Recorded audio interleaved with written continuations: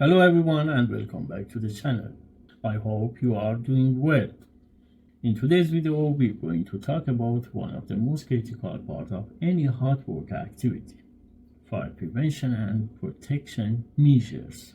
When we issue a hot work permit, it's not just a routine step or paperwork.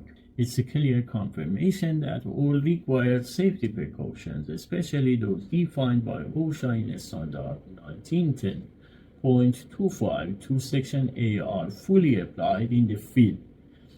Let's go through these step by step in a practical way.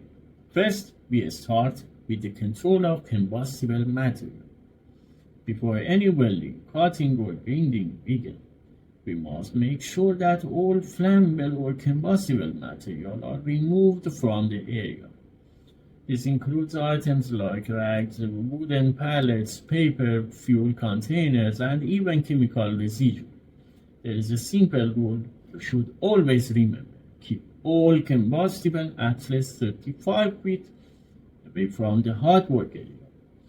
If removing them is not possible, then we must protect them using fire-resistant covers or barriers. These barriers help stop sparks, heat, and molten metal from reaching those materials.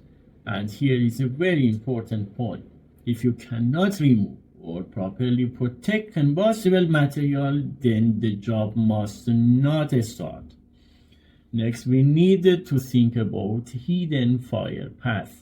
Many incidents don't start in visible area. Sparks can travel through floor opening, wall penetration, drains or ventilation ducts, and ignite materials in hidden space.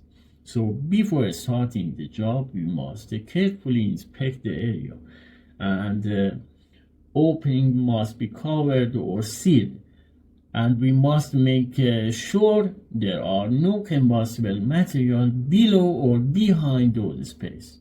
Now let's talk about firefighting equipment.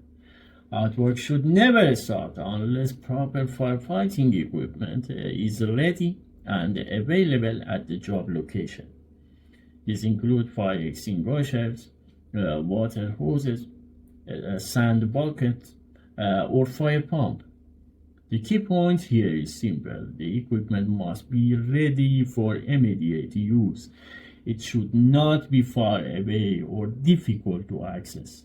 Another very important control is the fire watch. Whenever there is a risk of fire, especially when combustibles are present, a dedicated fire watcher must be assigned. This person has one responsibility: to continuously monitor the area and respond immediately if a fire risk appears. The fire watcher must stay alert, keep firefighting equipment ready, and have the authority to stop the work if needed. This is not a secondary duty, it's a critical safety rule. Finally, let's talk about authorization and inspection. Before any hot work begins, the area must be inspected by an authorized person, usually the permit issuer or a responsible supervisor. This person must verify that all precautions are in place, identify any risk, and confirm that the conditions are safe. Only after this inspection is completed can the permit be approved and the work start.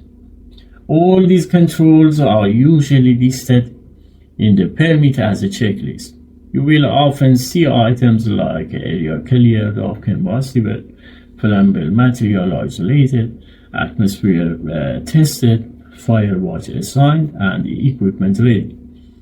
And here is the most important rule: the job starts only when every single item is checked and confirmed. Let me finish with a key message. Hot work safety is not about paperwork. It's about controlling ignition sources in a high-risk environment.